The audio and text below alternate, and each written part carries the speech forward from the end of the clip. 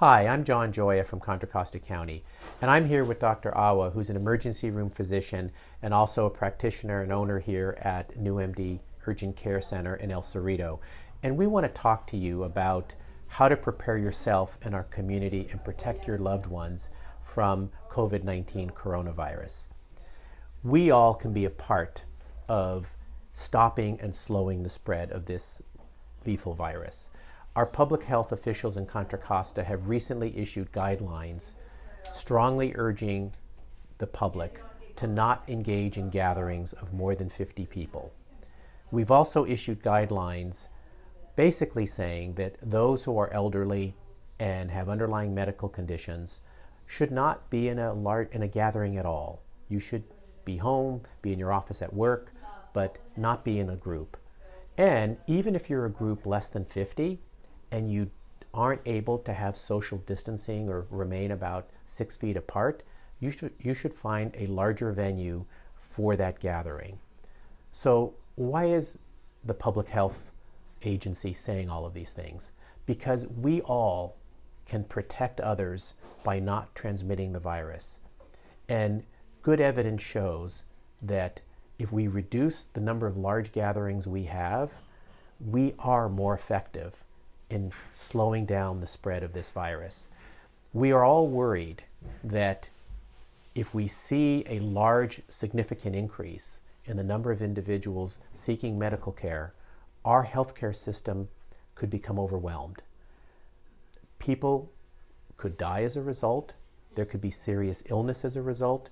So we want to ensure that this virus can be slowed down enough so that our healthcare system can handle the load and the surge that they will experience. And Dr. Awa is also going to talk about what you need to know as a provider to protect you and your family. Hi, my name is Ian Awa. I'm an emergency physician with 20 plus years of experience.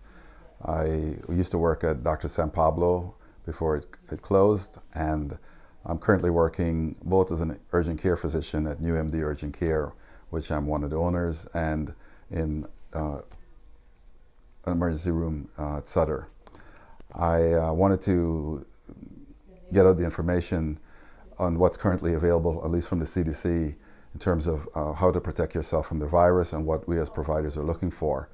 First of all, we would like everyone, if they're having any symptoms, such as they're having a cough, they have a fever, that if they're having body chills, that they actually stay home.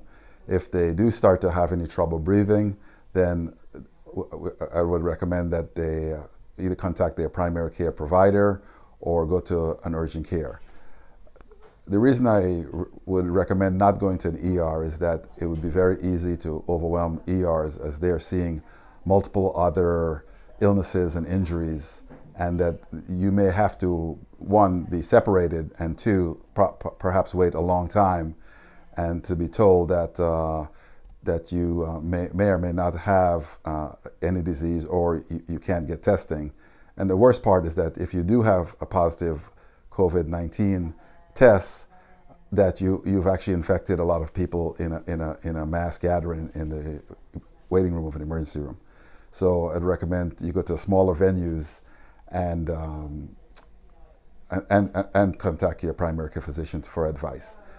Two is that the way you protect yourself and protect others is that, one, is practice good hand washing technique in terms of washing your hands for 20 seconds or more. If you have to sneeze into a paper towel and then or tissue, and then discard immediately afterwards, and then wash your hands.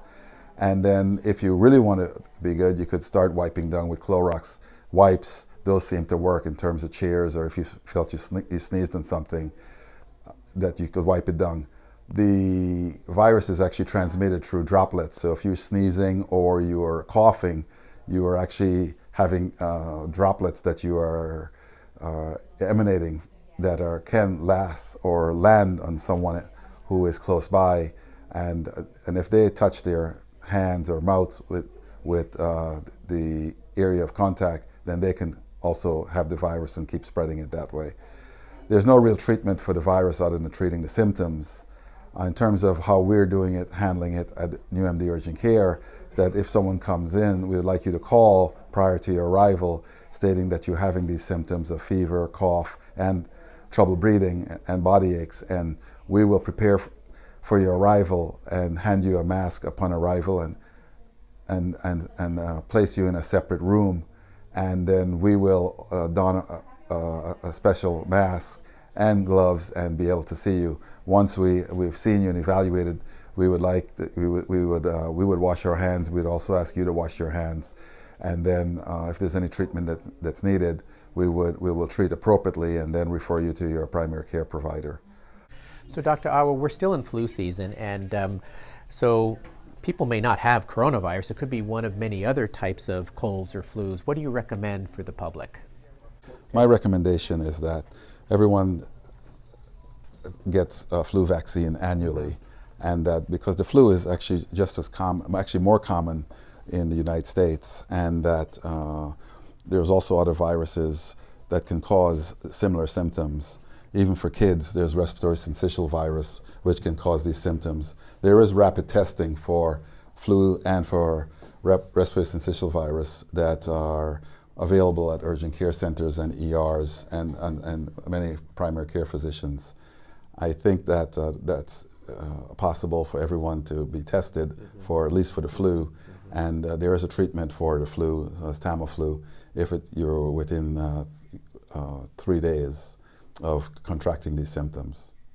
Dr. Awa, our public health officer has said that people should essentially remain home if they have a fever or a cough, but if they begin to experience shortness of breath, they should seek medical care. What's the best advice you can give the public about that? I think that the most important thing is the shortness of breath. Many viruses cause fever, chills, body aches, but the shortness of breath is a determining factor in terms of how sick you may be or will be in the future. I think that if you feel that you hear yourself wheezing, or you having trouble when you walk, you start getting short of breath, or going upstairs, these are significant findings that you should immediately be evaluated by a medical provider to determine if there's a more significant cause.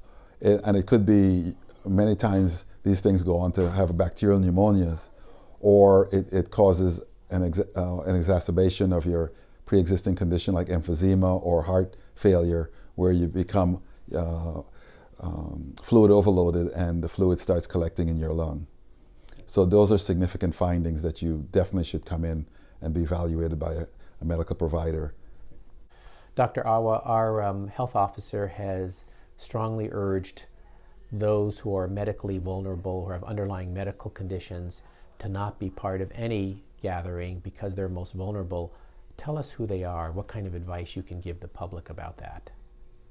The people who are most at risk for having serious consequences from acquiring COVID-19 are those that are immunocompromised, either from medications or pre-existing conditions.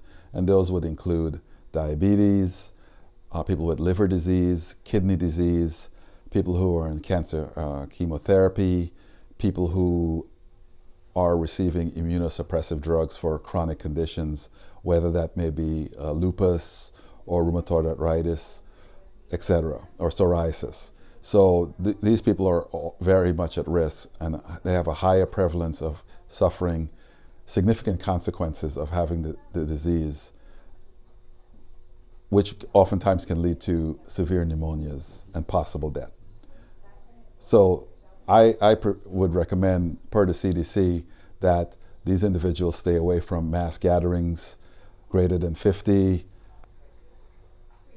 wear a mask, and practice good hygiene in terms of washing their hands. And if they have to cough into a tissue and discard it, and then wash their hands again. You did a good job.